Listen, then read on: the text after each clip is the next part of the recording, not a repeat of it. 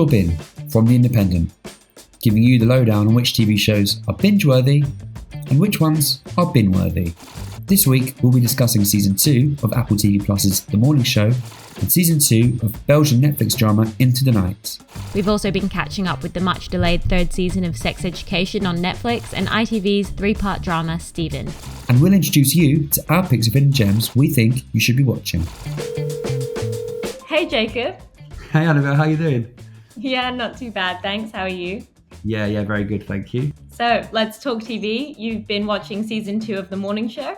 I have been watching The Morning Show. So The Morning Show, for those who don't know, is Apple TV Plus's most expensive, highest profile TV show, starring Jennifer Aniston, Reese Witherspoon and Steve Carrell. People really took Season 1 under their wing because they love these actors and they're playing vastly different roles to anything they've really played before. I'm happy to report that Season 2 it kind of picks up where it left off and the quality is upheld. I think the show was seen by many initially as a show that created in the wake of the Me Too movement in Hollywood. But it's important to point out that Jay Carson, who was actually fired for Season 1, but he did create this show. He created the show before the Me Too movement became a thing and then incorporated that into the series. So it is more than just a show capitalising on the Me Too movement in Hollywood. I think this season justifies its existence as well as something more than that. Season 1, it's set within the network at a morning TV show and it's presented by Jennifer Aniston's character Alex Levy and Mitch Kessler, who's played by Steve Carell. You start to realise that there has been a cover-up of sexual harassment and misconduct at the network,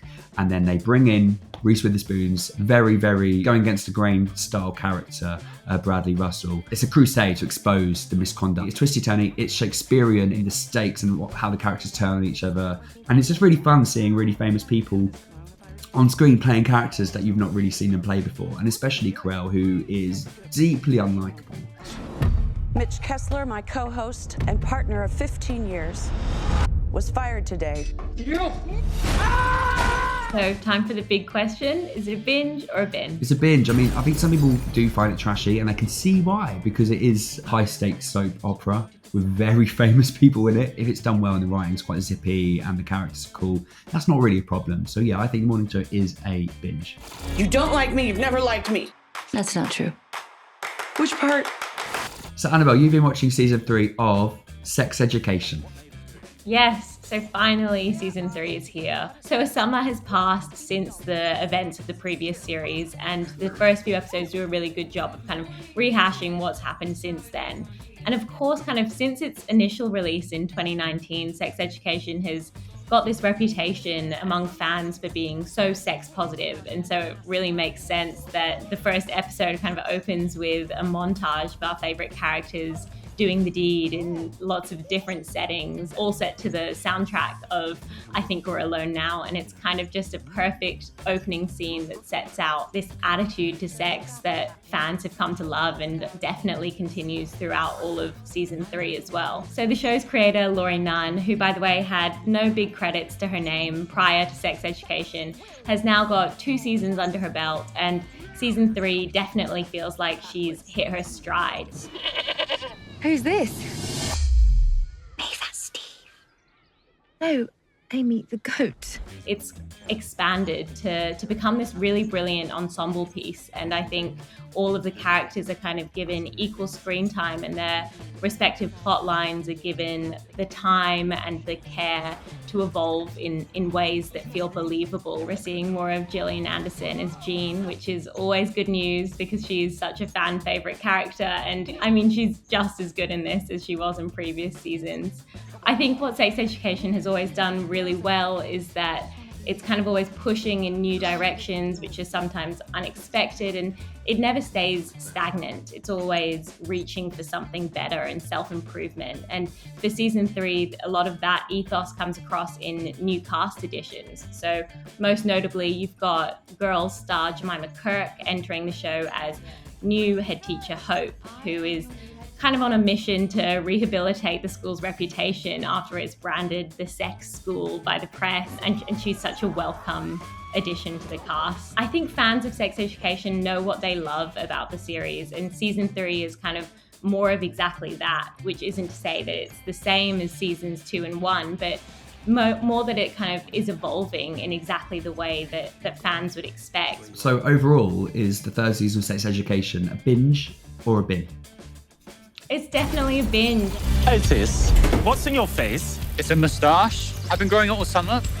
So I've been watching another second season of a TV show this week. This one being Into the Night, which is Netflix's first Belgian production, which premiered last year, 6 episodes. And the premise is it's about a global disaster in which the sun's rays cause radiation, and there's an overnight flight flying from Brussels where they then try to basically go from city to city to avoid the sunshine. So where it's night. And season 1 was a real thrill ride, and I really recommend it.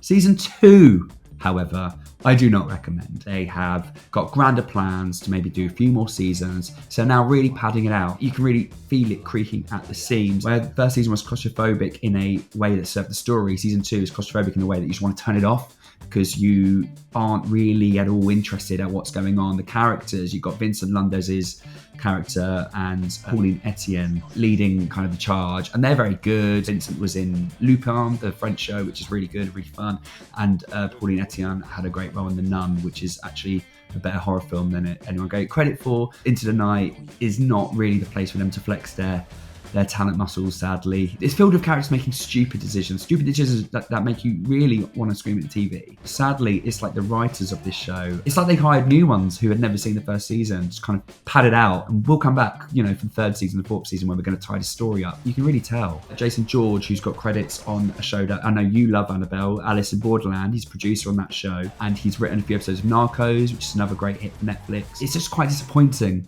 that he hasn't been able to capitalise on the success of the first season. Is it a binge or a bin? Yeah, any expectations and high anticipation I had for season 2 was shot to sunshine. Regrettably, it's a bin.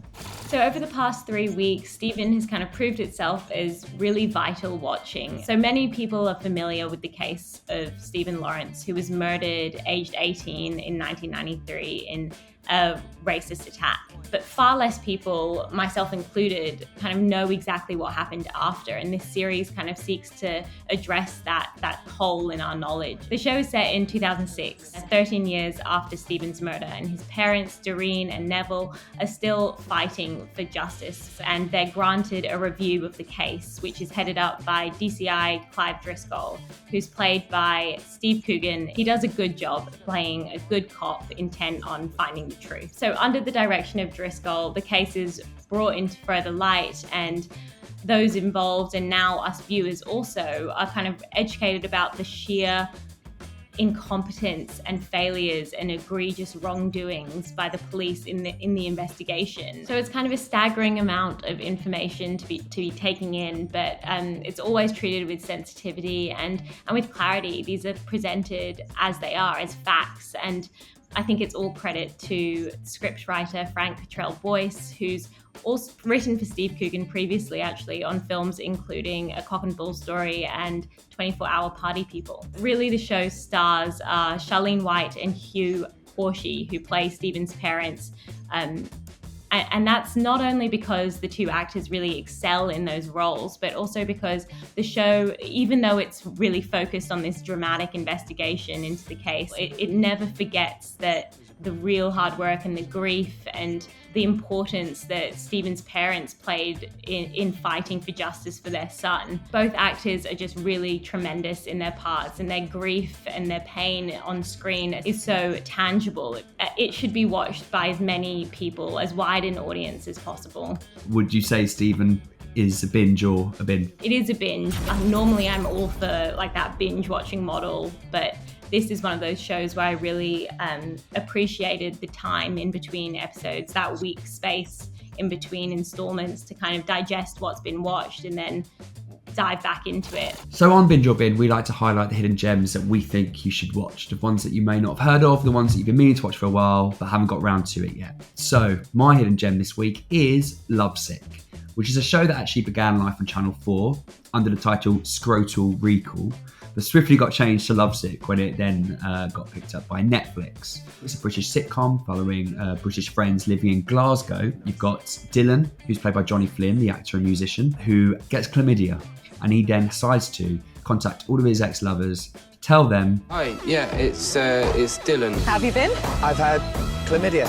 Terrific. and through that we kind of see his misadventures, his relationships, alongside his friends. You've got Antonia Thomas, who's in there, and you have Daniel Ings, who you might remember from The Crown. What I really like is the format of this show. It's non-linear. So you basically, there's flashbacks, they happen at indeterminate times in the past. So you don't know at what point in history we're actually delving into. So there's fun in, I guess, the writing, but also us viewing to see at what situation of each character's lives we're at. Tom Edge is the guy who created the show. And you might have seen his name recently on the screen when you've been watching BBC One show Vigil. So a real change of pace for him, and shows that he's got, quite a few strings to his bow. And I think Lovesick for me still remains my favourite thing that he's done, because it's got such heart, it's got such love for its characters, and I think it kind of deals with themes that other sitcoms. Firstly, you've got an STD that's steering the story. You've also got male depression. You got stuff there that's like serious matter, as well as hilarious moments. What do you think we should do?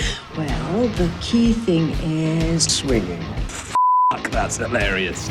So my hidden gem this week is My Mad Fat Diary, which I'm rewatching and loving all over again after having first seen it when it was released in 2013. The E4 series is based on a 2007 novel by English writer and broadcaster Ray Earl. And while that book is set in the 80s, the TV adaptation takes place in Lincolnshire between 1996 and 1998. But like the book, the series does focus on Ray, who's played by the brilliant Sharon Rooney, who actually earned a BAFTA award for Best Drama Actress for her role in this series. So here she stars as Ray, a teenager who we first meet in the first episode as she's being discharged from a psychiatric hospital. And from there, the show's next 3 seasons follow Ray as she assimilates back into everyday life and meets a new group of friends, crushes on new boys, and kind of struggles to get along with her mum. So the entire series is filtered through Ray's mind, which is hilarious and candid and brutally honest and pained and also horny, which is, I guess, to be expected because she is a teenager. I need to hump a boy until there's nothing left. But while the show does really make you laugh at points, it is definitely leans more on the drama side of the drama comedy category. It deals with really serious issues like bullying and depression and mental health and therapy and self-image and family and toxic friendship. And speaking of those, you also get a look at a very young Jodie Comer, who stars as Ray's kind of best friend, very pretty and posh Chloe, who is really great in this role too, because these characters are really three-dimensional. And I think what the show does really well is, even though it's a teen show, it never patronizes its characters. And if you haven't seen it, or if you have, watch it again, because it is so good. He was stunning, with an ass that I just wanted to bite into like a violent dog.